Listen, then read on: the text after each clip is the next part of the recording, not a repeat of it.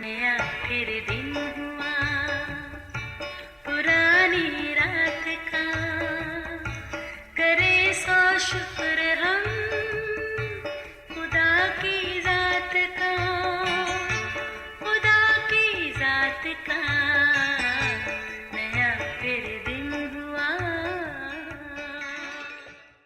आज की आयत। यशवा ने कहा, अब रही मेरी और मेरे घराने की बात, तो हम तो खुदावंद की प्रस्तश करेंगे। यशवा 24 पाक 15वीं आयत। अजीज़ों, मेरी एक कज़न एक दिन अपनी दोस्त को मिलने उसके घर गई। वापसी पर खासी परेशान लौटी।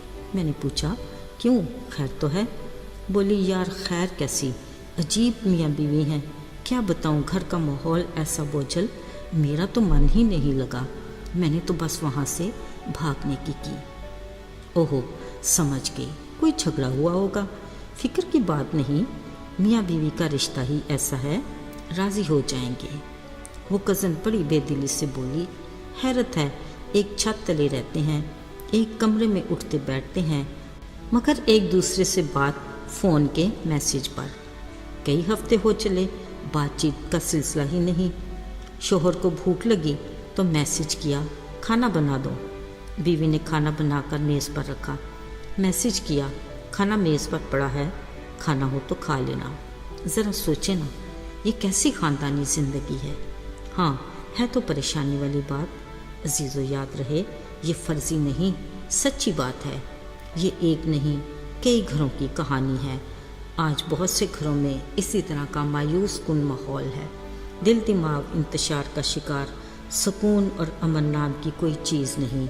घर के बासी, रूठे बिगड़े हुए, अफसोस, खुशगवार ख़ानदानी ज़िंदगी की खूबसूरत तस्वीर किस कदर बिगड़ जाती है।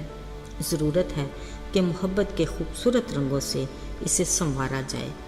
फिर ही दरवाजे पर लगा होम स्वीट होम का बोर्ड सच में वैसे जचेगा खूब। अजीज़ों, मुकाबलेबाजी या जंग के कई तरीके होते हैं।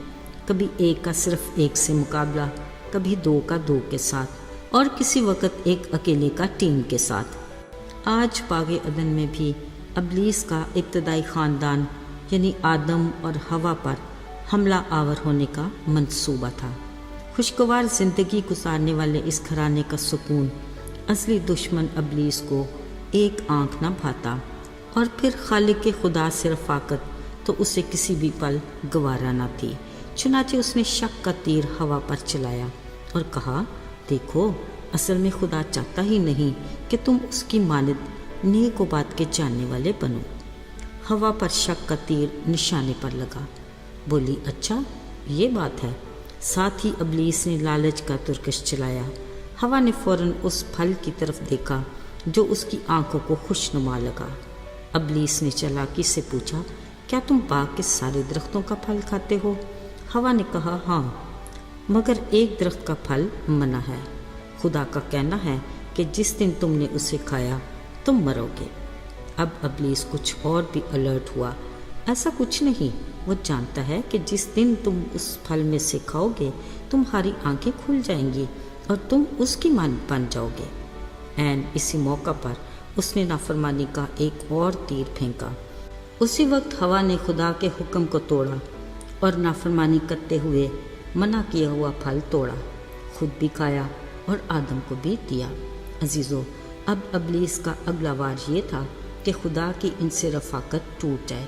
फिर ऐसा ही हुआ। फल खाने के बाद आंखें खुली तो पता चला कि वो नंगे हैं। अजीज़ों, खाली खुदा ने तो उन्हें अब्दियत तक हमेशा की ज़िंदगी जीने के लिए बनाया था, मगर वो अब रूहानी मौत मर चुके थे। इसी हालत में उनकी पाक खुदा से रफ़ाकत नामुमकिन थी, सो उन्होंने खुद को छुपाया और यूं खुदा की रफ़ाकत से महरूम रह गए। मेरे अजीज़ों, गुनाह करने वालों की अब अदालत तो लगेगी ना। फिर जैसे ही वो मुझसे खुदा के हजूर में पेश हुए, इब्लीस का एक और वार, एक दूसरे पर इल्ज़ाम तराशी के सिलसिले शुरू हुए। आदम ने हवा पर इल्ज़ाम लगाया, हवा ने इब्लीस को मुद्दे इल्ज़ाम ठहरा कर इल्ज़ाम लगाया। यूं मियाँ बीवी में एक जंग शुरू होगी जो यकीनन काफ़ी देर तक जारी रही होगी। नतीजे में सज़ा सुनाई गई। आदम को कहा, तू मेहनत मुशक्क़त करके खून पसीने की कमाई खाएगा। बीवी को ख़ानदान की बढ़ोतरी पर दर्द के साथ औलाद पैदा करने की सज़ा मिली और इस सारी कार्रवाई के मेन किरदार इब्लीस को पेट के बल ज़मीन पर चलने और मट्टी चाटने की सज़ा मिली। फिर एक वादे और बड़ी उम्मीद की आस के साथ उन्हें बागे अदन से निकाल दिया गया। यूं अपने असली दुश्मन इब्लीस के बायस ये छोटा सा घराना शदीद बदहाली का शिकार हुआ।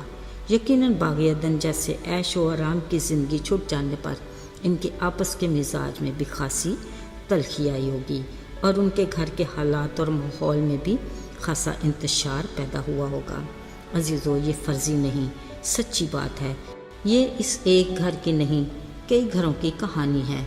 आज भी यही अज़ली इब्लीस अपनी पूरी कुव्वत के साथ इन्हीं वारों से घरानों में झगड़े और इंतशार का बायस है।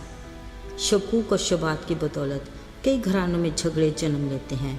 मियाँ बीवी का एक दूसरे पर एतबार नहीं, औलाद और वालिदैन एक दूसरे की मोहब्बत में शकूक को ले आते हैं जो किसी भी सूरत मुमकिन नहीं। मगर ये इब्लीस की ऐसी चालें हैं जो कई घरानों में बेसुकूनी का बायस बनती हैं और रिश्तों को कमज़ोर करती हैं, जिससे नाफरमानी और हुक्म न मानने की मनफी सोच सर उठाती है। मियाँ बीवी एक दूसरे की बात नहीं मानते, बच्चे अपने वालिदैन की नाफरमानी करते हैं, एक दूसरे की ताबे फरमानी कबूल नहीं, ना बीवी को खाविंद की, ना बच्चों को वालिदैन की। सच तो ये है कि हुक्म ना मानना रिश्तों में मोहब्बत के एहसास को ज़ायल करता है, जिसके बायस एक घराने में जुड़े रिश्ते टूट कर बिखर जाते हैं, बिल्कुल उस माला की तरह जिसका धागा टूट जाए तो मोती बिखर जाते हैं और फिर हाथ नहीं आते। अब ज़रा सोचें, जब आपस की रफ़ाकत नहीं तो फिर बतौर ख़ानदानी इबादत खुदा से रफ़ाकत कैसी? जब ख़ानदानी रफ़ाकत नापेद है तो अजीज़ों कलीसियाई रफ़ाकत तो फिर दूर की बात है। ज़रा सोचें कैसा अच्छा मंजर होता वो जो एक घराना एक दूसरे के हमरा बाइबल हाथ में थामे गिरजा घर की तरफ रवा दवा हों।